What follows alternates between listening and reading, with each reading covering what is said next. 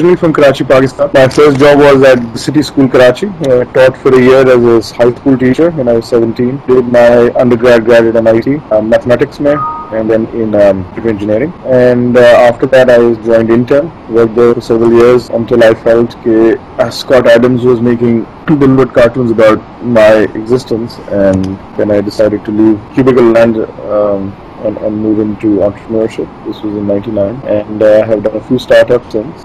Clickmarks, which was bought by Motor Solutions, you have that in my bio, and U3, which mashallah is doing very well, about 150 people now, based out of Pakistan. Verisym, which is a software testing tools company based out of the Valley, and then my current venture, which is Secretbuilders, which is an online virtual world, education world for children. Yeah, no, that's a fair question. Although, having said that, when Club Penguin was bought by Disney for $700 million, Webkins has done well.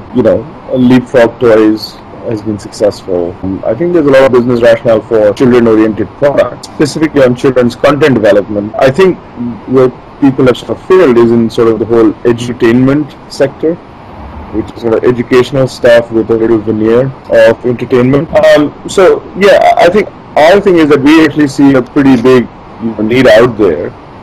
From both the business sense as well as the social impact sense. So our first sort of focus here was, I as a parent, now have 3 children, looked out on the internet and in the lives of my kids, library, school, TV, and I felt that all the role models from human history, creative role models, historical, fictional, literature, art, music, all of those people have disappeared from our lives, right? We are not surrounded by Chaucer or Ghalib or Fez or Dostoevsky, or for that matter, Macbeth and so on and so forth. So, what we are surrounded by, we all know, the noise of pop culture kind of is drowning out pretty much all the other sounds. Nothing wrong with pop culture, is that if that is the only, sound heard by children, it just becomes, sort of short of human. And we want to have the human experience in arts and humanities really, be a part of children's lives. And so Secretbuilders is now 1 million users. It's it's revenue generating a little over a year after its launch. Had exceptionally strong growth. Acquisition rate as well as our acquisition costs of users have been fantastic. We've raised over 4 million in funding. We've grown to about 24 people in the company, with offices in Bulgaria, in Pakistan, and in Silicon Valley, California. So far, I actually felt pretty very pleasantly surprised when we hit some of our numbers. Our first was that we would get to 250,000 registered users within the first year.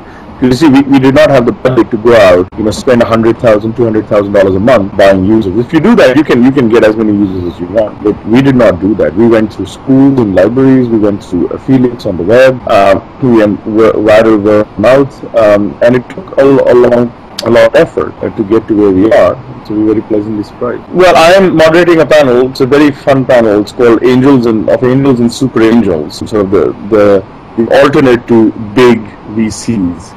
And I think it's a very exciting topic. I think it's a very relevant topic for the open attendee, because very, very few people get funded by VCs. The job of the big traditional VC is to look for reasons for not funding a company. And angels, and now this new category that bridges the angel amounts and the full VC round, are more receptive, are more willing to take the higher risks, put less money at work, so be very capital efficient, and really have their interests be more aligned with the interests of the entrepreneur.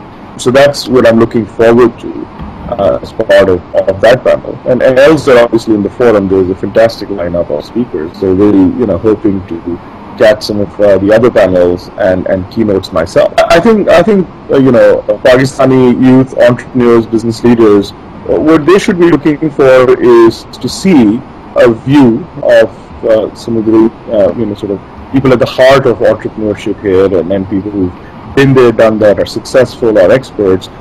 Get to hear what they have to say about what makes a startup, a business plan, a team special, what they're looking for when they look to fund companies, what they have seen when they have come across successful entrepreneurs, successful startups. What I would certainly say, my number one message to anybody especially in Pakistan, would be that failure is absolutely fine, And having fear of failure is complete death. So you should never ever be afraid of failing, because that's what an entrepreneur, is always faced with, right?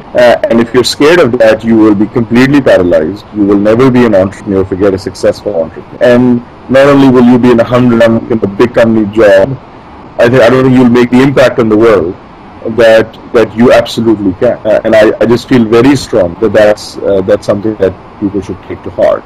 Go out there and be completely fearless. I am very excited about Open. I was one of the founders of Open Silicon Valley. I worked with an incredible group of people for the last 10 years. OpenForum started in over 5 years now, and it's had just a fantastic history with one amazing speaker after another.